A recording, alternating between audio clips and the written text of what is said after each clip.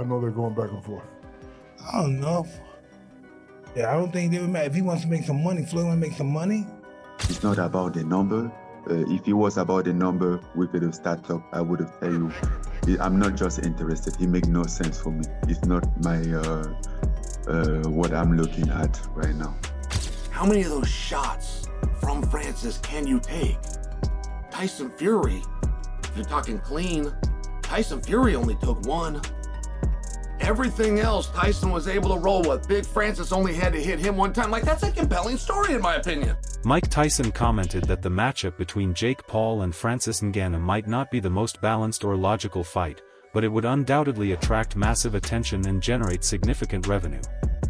He explained that the curiosity surrounding who would come out on top makes the bout an exciting spectacle.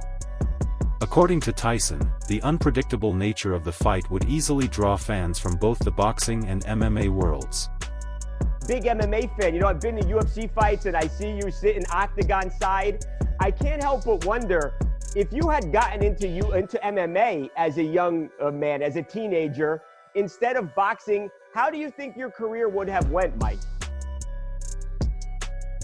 Hey, I had no idea, but I'm really enthused about the MMA, you know, because not thinking, I had no idea that Raphael, who's from a background of MMA, would know so much about boxing. I had no idea, you know, only thing I know about great boxing is the great Ed Jorfa, who was a legendary boxer who happened to be Brazilian, but never knowing, not being conscious that he would know that much about boxing. Do you think you could have learned all the wrestling moves and the takedown defense and could have been a champion in something like the UFC? I could have done all that stuff. But once someone stepped on my foot, I would have tapped out. My feet are my weak spot. Francis Ngannou himself stated that even being offered a fight with Jake Paul is a complete disrespect to his name and legacy. He explained that Jake hasn't earned the right to share a ring with someone who has reached the top of combat sports. Ngannou added that such an offer is not only insulting but also highlights how far modern entertainment has drifted from the essence of real fighting. Think about you to fight Jake to replace Gervonta. I'm like, who's Jake? You know, like, I was so confused, you know, like, I wasn't expecting that at all. And he said, yeah, Jake Paul, you know, he's fighting. I'm like, no, bro, come on, don't, I mean, don't disrespect me like that. And then they even say like, they even come out after and say, and what if the number are good? He sent out some number. I'm like, it's not about the number. If it was about the number, we could have started up. I would have tell you, I'm not just interested. It makes no sense for me. It's not my. Chael Sonnen reacted to the possibility of Jake Paul fighting Francis Ngannou with a mix of amusement and curiosity. He said the matchup would be fascinating, not because it would be competitive, but because it would reveal how durable Jake really is. Sonnen joked that Tyson Fury, one of the toughest heavyweight champions in the world, was dropped by a single clean shot from Ngannou. If Fury, who outweighs Jake and has years of heavyweight boxing experience, could barely withstand Ngannou's power, then Jake might be in serious danger. Sonnen added that while Jake's confidence and willingness to face fighters far above his level are entertaining, going up against someone like Francis is a completely different story. He emphasized that Jake doesn't have the size, power, or chin of Tyson Fury, and if Fury could only take one punch, it's hard to imagine Jake surviving even that. This tells this story that Nikista's offering him the fight, but he's just not hearing it that way. Like, all right, you said you need help, and you called me, and I'm happy to help you, but you know what is it that I can do? So when Francis finally realizes it, he not only says no, he says he was offended. He said, Jake, you want me to bite Jake? Jake who? He said, Jake Paul. He said, that makes no sense. That's the last thing I would want to do right now. It's the last thing that I'm looking for. And, all right. Now that is a good and comical story. And I think that Jake Paul deserves a lot of credit for that. I would have really liked if that match would have gotten booked. I mean, I think that would just solve so many problems from a storyline perspective. And there's this story going on out there that it has to do with courage. Now, how you ever question a combat athlete's courage, I think, is hard. How you ever question a boxer's courage, right? Where you've only got two things you can do, and they're both involve bludgeoning. You can't even grab a hold of the guy or try to squeeze him. You can only bludgeon and be bludgeoned back. I think you're got an uphill battle to question somebody. But they have been very effective in doing just that to Jake. Hey, you start with this NBA guy, and then even those MMA guys, they're not boxers. And then when you got around to the boxers, but they weren't current boxers. Then when you get around to the current boxers, they're not big enough boxers. And I just loved it. When I heard that Francis Ngannou might be going against Jake, I loved it. I mean, what's that gonna look like? How many of those shots from Francis can you take? Tyson Fury, if you're talking clean, Tyson Fury only took one. Everything else, Tyson was able to roll with. Big Francis only had to hit him one time. Francis Ngannou is not only heavier but also far more powerful than anyone Jake Paul has ever faced. While Gervonta Davis is a lightweight fighter known for his explosive speed and timing, Ngannou is a heavyweight built on raw strength and knockout power. Analysts note that if Jake truly intends to face Francis, he would need to completely rebuild his training camp, focusing not just on increasing muscle mass but also on conditioning his body to withstand punches from a man weighing over 260 pounds. Jake would have to adjust every aspect of his preparation, from footwork and endurance drills to his sparring sessions. Fighting a lightweight demands sharp reflexes and agility, but taking on a heavyweight like Ngannou requires durability, balance, and brute strength. Experts emphasize that Jake cannot approach this as just another influencer boxing match. He would need months of specialized training under top-tier boxing coaches to even stand a chance. Unique. It would be something incredible. It's the same reason that I would be intrigued by a Jake Paul versus Anthony Joshua fight, although I would never advise Jake Paul to take a Anthony Joshua fight. I wouldn't advise him to take a Francis Ngannou fight either, because as much as Anthony is far better, which we saw when they actually fought, Joshua slept Francis Ngannou quicker than me after 2 melatonin. I mean, it was quick, fast, in a hurry, completely dominant. But we also saw Francis Ngannou go toe-to-toe with the heavyweight champion of the world at that time. Yes, he was out of shape. We understand that. But Tyson Fury on that night got the shock of his life when Francis Ngannou not only went toe-to-toe, but put him down and danced on it. To this day, I think that fight could have gone Francis's way. Point being, there are levels to this shit. Not just in boxing, but in combat in general. And the size difference Francis would have over Jake would be incredible, but it would have been a great event, and a lot of people would have tuned in. Francis, though, is saying that's not happening. How can they go from Gervonta Davis to Francis Ngannou? Gervonta Davis is a fantastic boxer, but and is a one-shot knockout artist. But come on, the weight different and everything, it make no sense. It's a good point. I mean, obviously, Francis is right about the weight difference, but it's a good point in general for what do you do next? Jake has sparred guys like Shakur Stevenson, Ray Ford, Montana Love to try to prepare for Tank Davis. And even if you book this fight on December 12th or December 19th, that's still a completely different fight than you were going into. Completely different matchup, size-wise, skill-wise, the things that you're going to need to even try to compete if it's someone like a Francis Ngannou or even an Andre Ward or whoever else, not just the fight style's different. Boxing analyst and former champion Tim Bradley revealed that the cancellation of the Jake Paul vs. Gervonta Davis fight affected far more than just the two fighters.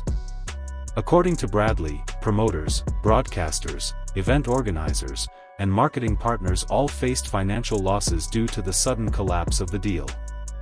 The bout was projected to generate millions through pay-per-view sales and sponsorships, but Davis's legal issues and ongoing controversies caused networks and sponsors to pull out, fearing damage to their brand reputations. Bradley noted that everyone involved had already spent significant money on promotion, production planning, and logistics, investments that are now lost. He added that this situation highlights how fragile the business side of boxing can be. When a fighter's image becomes tarnished, everyone who invested in the event ultimately pays the price. Tank, let's get on Tank real quick. You gotta be the dumbest dude I mean, in the history of boxing, bro. $40 million, dog, down the drain. You gotta be the dumbest dude I've ever seen in the history of boxing, bro. Seriously. I'm like, $40 million, bro. Wealth. Literally wealth, bro. Going down the drain. I don't understand it. I can't make the... I don't understand it. But I'll tell you this. You know, MVP promotions, whatever the hell y'all call it, most valuable promotions, shit, more like rookie promotions. Yeah, more like rookie promotions. You didn't know what you were dealing with. You had no clue. This has always been down Tank's alley, man. Now, let me just say one thing.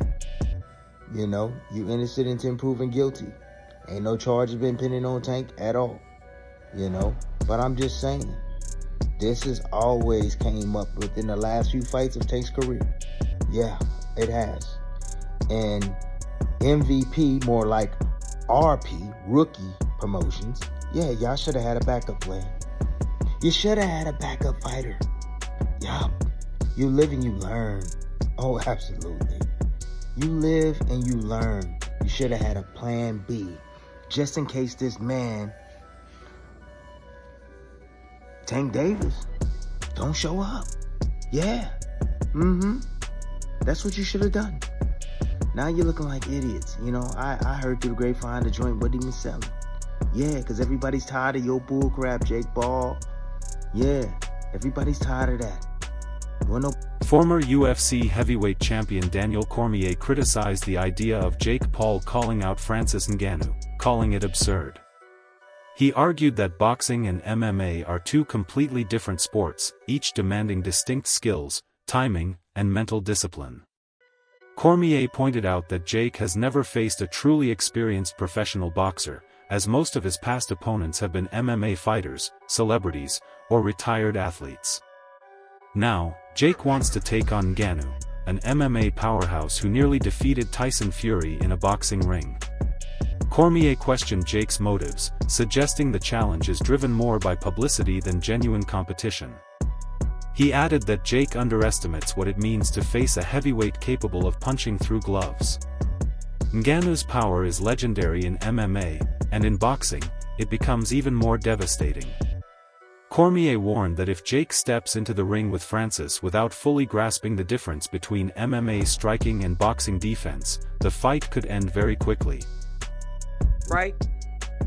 Boxing is much different than mixed martial arts. The target audience might be the same, but the demographics different. The places where people are brought up are different. There's bigger entourages in boxing. It's just a different world in boxing. We've known that from the very beginning. We know that Gervonta Davis was not going to just play to Jake Paul's rules. I still don't know exactly why this thing is falling apart, but it is falling apart bad. It is bursting at the seams. We are almost exactly where we should have never started. This should have never gotten started, but it did. But we are almost now exactly where we need to be in the fight, and that's it being off. It being off. So, the CEO of Most Valuable Productions is a guy named Nikisa Badarian. He said, our team has worked closely with all parties to navigate the situation responsibly. While we will not be moving forward with this event, our plan still remains for Jake to headline on Netflix in 2025. Details regarding a new date, location, a new opponent, and additional bouts will be shared as soon as they are finalized. So, Gervonta Davis is out of the fight.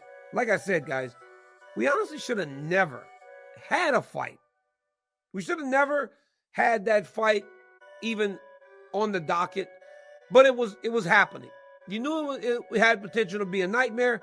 It turned out to be exactly what we... MVP Promotions and Netflix have officially confirmed the cancellation of the upcoming Jake Paul vs. Gervonta Davis fight. Although the Netflix event will still proceed, Jake will now face a new opponent in the main event. Ariel Helwani commented that Netflix made a responsible and ethical choice by removing Davis from the lineup, explaining that the streaming platform could not promote a fighter currently facing multiple accusations of misconduct and mistreatment of women. Helwani noted that keeping Davis on the card could have jeopardized the reputation of Netflix's first major boxing event. Instead, by exploring alternative opponents such as Francis Ngannou or Ryan Garcia, MVP and Netflix are working to maintain excitement around the event without endorsing problematic behavior. The cancellation marks a major setback for Davis, both professionally and personally, as it signals that major organizations are unwilling to associate with his image until his legal issues are resolved. Most Valuable Promotions, the promotion co-founded by Jake Paul and Nikisa Bedarian, posted this on social media. They posted that they were officially canceling the fight, saying Most Valuable Promotions immediately initiated an investigation. No, I had the wrong one. Okay, I'm reading this one. Most Valuable Promotions and Netflix have announced that Jake Paul versus Gervonta Davis, the one I was reading was the one from late last week, originally scheduled for Friday, November 14th at the Kaseya Center in Miami, Florida, will no longer be moving forward. Quote, our team has worked closely with all parties to navigate this situation responsibly, said Nikisa Bedarian, CEO of MVP.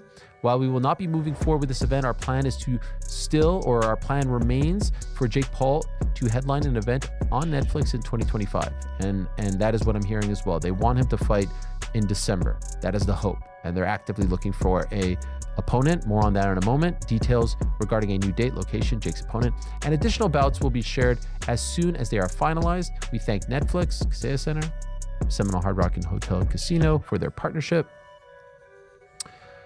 Then there's some information about, fans who purchase tickets. You can see all of this online. I did speak to Nikisa briefly, and I've seen some people say like, hey, and this was his take. Like, I asked him two questions, basically, like, did this have anything to do with the ticket sales? He said this was going to be a very, very successful event for them financially. And the other thing was like, Tank Davis has a checkered past. He had a checkered past when this fight was made. What changed? Well, obviously, two incidents, allegations, lawsuit. Since the fight was announced, they at the time felt like this was an opportunity for people to learn about who Tank Davis is, for him to show the world that he was a changed man, all this stuff and more. And that didn't happen, and they felt like they had to cancel the event. For the record, I feel like this was 100% the right call. You can't be a promotion that is so heavily invested in women's boxing and work with a guy who has allegations and lawsuits pending. A growing question within the boxing community is why Gervonta Davis and his management have remained silent about the serious allegations made against him. Analysts argue that such silence often creates an impression of guilt or avoidance. If Davis truly believes he is innocent, many believe he or his legal team should have issued a statement directly addressing the accusations.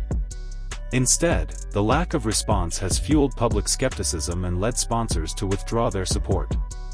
Commentators suggest that his silence may stem from ongoing legal proceedings or advice from his lawyers to avoid media discussions.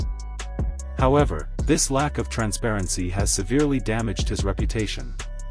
Fans who once supported him are now questioning his integrity, and major networks are distancing themselves. The situation underscores how vital public image is in the entertainment-driven world of boxing, where even without concrete proof, perception alone can destroy opportunities, as seen with the cancellation of the Jake Paul fight. He said, and it's really she said, because as of me recording the video, I haven't even heard Tank or his team respond to these said allegations, right? And some people will say, oh, but he has these allegations in the past. The last time I checked, we have Miranda rights. They say guilty. They say innocent until proven guilty. But we know, especially for black men in America, it's really the opposite. For most people, but definitely black people, right? It's guilty until proven innocent. Like, you have to prove that you didn't do what's being leveraged against. And this is not copping pleas for Gervonta Davis. This is merely the truth, right? These are allegations. And from a business perspective, I understand, and I've told you in the past, companies, big corporations and companies, S corps and big companies that are worth billions and trillions, like Netflix, they are not trying to get their hands dirty. There's no one person that is perhaps big enough for them to ultimately mess up their money and basically allow a snowball effect in what they got going, right? They're not going for that. Brendan Schaub reacted to Jake Paul's challenge to Francis Ngannou by calling it a circus act. He believes the matchup is even more unrealistic than the recently cancelled Jake Paul vs. Gervonta Davis fight. Schaub explained that while Jake thrives on creating spectacle, this particular matchup might take things too far. Ngannou, one of the most dangerous fighters on the planet, is known for ending bouts in mere seconds, and putting him against a YouTuber-turned-boxer, Schaub argued, turns the sport into pure entertainment rather than genuine competition. He compared it to a mismatch designed purely for clicks and pay-per-view sales. Although Schaub acknowledged Jake's business savvy and relentless hustle, he insisted that some fights simply shouldn't happen for safety reasons. In his view, Ngannou's power would be far too much for Jake, making the event a one-sided spectacle rather than a legitimate sporting contest. Versus Pacquiao, Part 2. Hate it. It's like actually in the works. Hate it. 26, okay. And Jake Paul's looking for a new opponent for Gervonta Davis, right? Yep. Gervonta Davis, dude, bud. Quit getting in fucking trouble, dude. How many times? You ever look at his rap sheet? What the fuck, dude? He sent an offer to Ryan Garcia. That'd be interesting. God, who the fuck's gonna take that on about a week's notice? Might be 2 weeks. Is it the 12th? So it's supposed to be the 14th. Today's the 3rd. You have 11 days. To find a replacement, have canceled. Francis and Nate Diaz are 2 of the Francis? That'd be ridiculous, obviously. That would be awesome. Then Nate Diaz would eat shit on there. They've already fought, and it still didn't do great. I mean, if Nate wants to get paid, get your bag, dog. I get it. Francis would be fucking wild. Oh, it says other names are Ryan Garcia. I could see him doing it. Terrence Crawford? No way. Francis is I'd love to see Francis Jake. If that bad boy's